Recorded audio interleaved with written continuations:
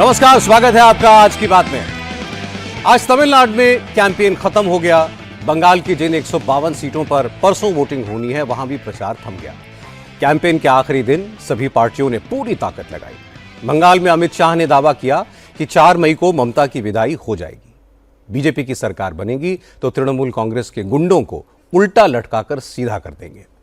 बंगाल में यूसीसी लागू होगा, घुसपैठियों को बाहर निकाला जाएगा। ममता के राज में हुए घोटालों की जांच होगी। अमित शाह ने दावा किया कि ममता बनर्जी अपने भतीजे को मुख्यमंत्री बनाना चाहती हैं, लेकिन उनका एक ख्वाब कभी पूरा नहीं होगा। अमित शाह ने कहा कि बंगाल में बीजेपी का मुख्यमंत्री होगा, बंगाली होगा, बांग्ला भाषी होगा। अमित शाह के हमलों का ममता बनर्जी और उनके भतीजे अभिषेक बनर्जी ने क्या जवाब दिया, यह मैं आपको दिखाऊंगा आज की बात में। लेकिन तमिलनाडु में चुनाव प्रचार के आखिरी दिन कांग्रेस अध्यक्ष मल्लिकार्जुन खड़गे ने एक गलती कर दी। इस पर काफी बड़ा विवाद खड़ा हो गया है। खड़गे ने प्रधानमंत्री नरेंद्र मोदी को आतंकवादी बता दिया। मल्लिकार्जुन खड़गे ने कहा मोदी टेररिस्ट है और एआईएडीएमके ने बीजेपी से अलायंस किया है। इसे तमिलनाडु की जनता बर्दाश्त नहीं करेगी।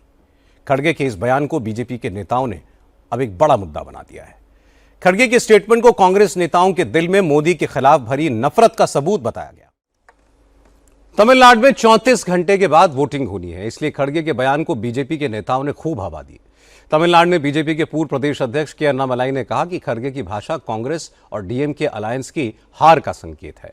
कांग्रेस के नेता मान चुके हैं कि तमिलनाडु में गठबंधन की लुटिया डूबने वाली है, इसलिए वो फ्रस्ट्रेशन में इस तरह की भाषा का इस्तेमाल कर रहे हैं।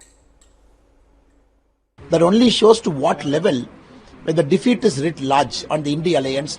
Kharge ji, after coming to Tamil Nadu, has seen the ground. He knows India alliance is in for a huge defeat. That is why, out of desperation, he is using this kind of language. The bare minimum we seek is a public apology and seeking forgiveness from the people of our country. And some politicians in India should retire at the earliest. And Mr. Kharge, it suits him best. पश्चिम बंगाल में पहले round की 152 सीटों के लिए आज चुनाव प्रचार खत्म हो गया। नॉर्थ बंगाल, जंगल महल और राढ़ इलाकों के 16 जिलों की इन सीटों पर 23 अप्रैल को वोट डाले जाएंगे। पहले फेज के चुनाव प्रचार के अंतिम दिन आज बीजेपी और तृणमूल कांग्रेस ने पूरी ताकत झोंक दी। बीजेपी की तरफ से गृहमंत्री अमित शाह ने नॉर्थ बंगाल में दार्जिलिंग से लेकर साउथ में पूर्वी और पश्चिमी मेदिनीपुर और आसनसोल जिलों में ताबड़तोड़ रैलियां की। तृणमूल कांग्रेस की तरफ से मुख्यमंत्री ममता बनर्जी ने हल्दिया, बैरकपुर, जगतदल और कोलकाता में चुनाव प्रचार किया। अभिषेक बनर्जी ने जंगल महल के झारग्राम में रैलियां की। अमित शाह ने आज प्रचार की शुरुआत नॉर्थ बंगाल के दार्जिलिंग से की।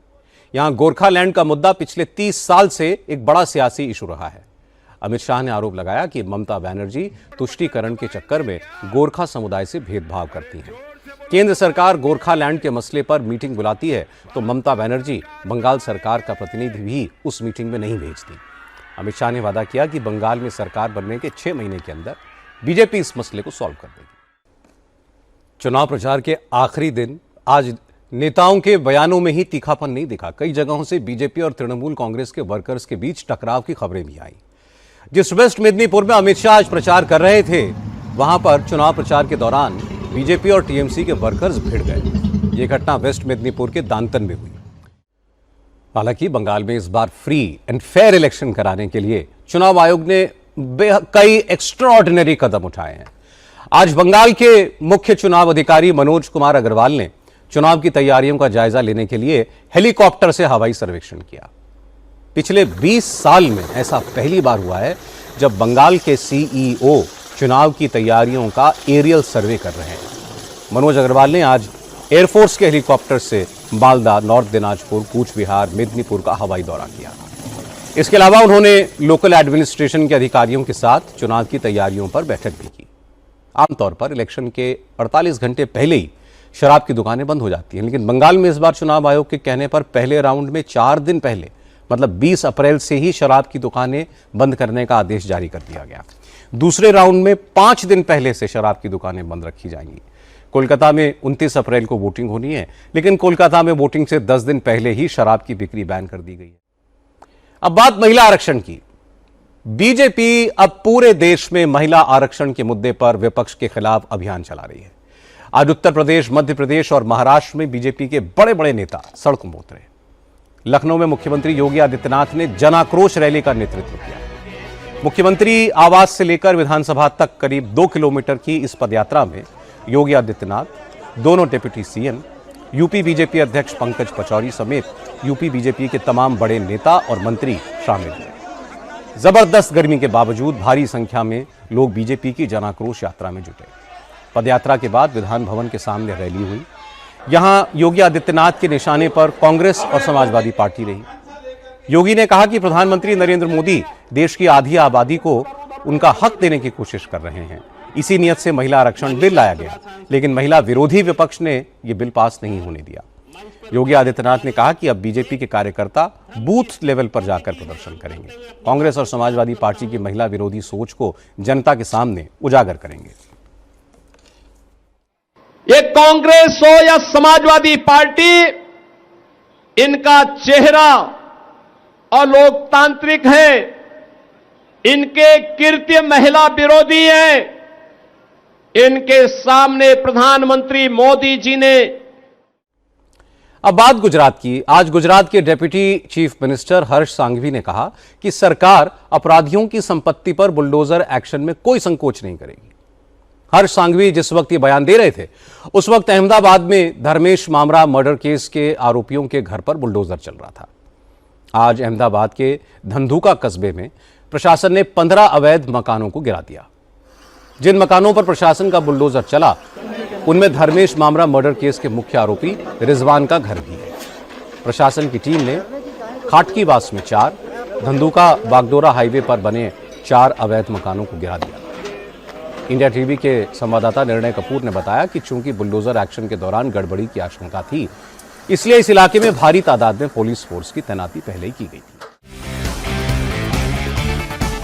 अमेरिका और ईरान के बीच 2 हफ्ते का सीज फायर कल सुबह 5:20 पर खत्म हो जाएगा।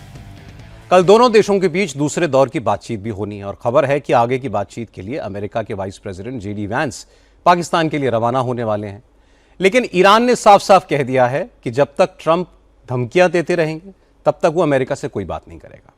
पाकिस्तान के सूचना मंत्री अताउल्लाह तरार ने अब से थोड़ी देर पहले ट्विटर पर लिखा कि रात 8 बजे तक ईरान की तरफ से डेलीगेशन भेजने की कोई कंफर्मेशन नहीं दी गई है। हालांकि अमेरिकी मीडिया बार बार यह दावा कर रहा है कि ईरान अगले दौर की बातचीत के लिए अपना प्रतिनिधिमंडल भेजने के लिए तैयार हो गया है। लेकिन ईरान के विदेश मंत्री ने दोहराया कि फिलहाल उनका कोई भी डेलीगेशन पाकिस्तान नहीं जा रहा है।